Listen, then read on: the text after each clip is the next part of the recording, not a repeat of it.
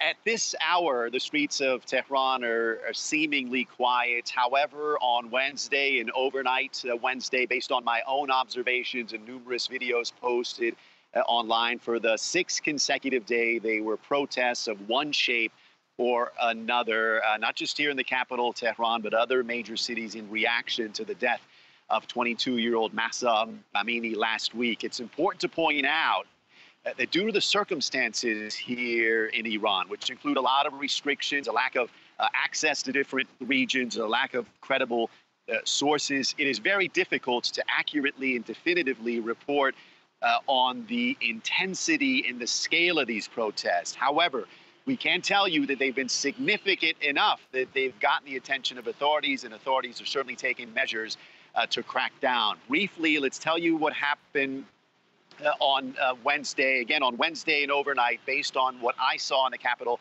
Tehran, there was a heavy security force present. We saw small clashes. A number of videos posted online showed protests in other major cities in Iran, like Isfahan, Tabriz, and Mashhad.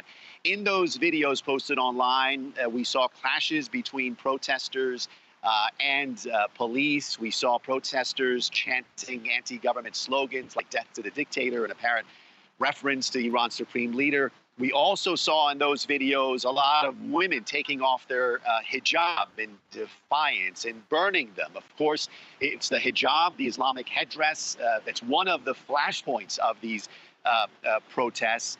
It was last week that 22-year-old Mahsa Amini was arrested by the so-called morality police here in Tehran for allegedly improperly wearing her headdress. She died in custody. Her family and activists say she was beaten to death.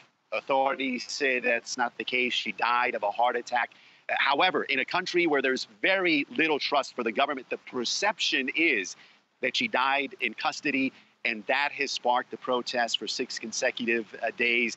Activists say 7 people have been killed. State media, who rarely report on anti-government protests, have reported on these gatherings. They say 6 individuals have been killed, but they claim that they've been killed by so-called anti-revolutionary elements. In other words, the government is saying police didn't kill them. It was other people who killed them. So a lot of people anxious to see these protests continue today and in the coming days.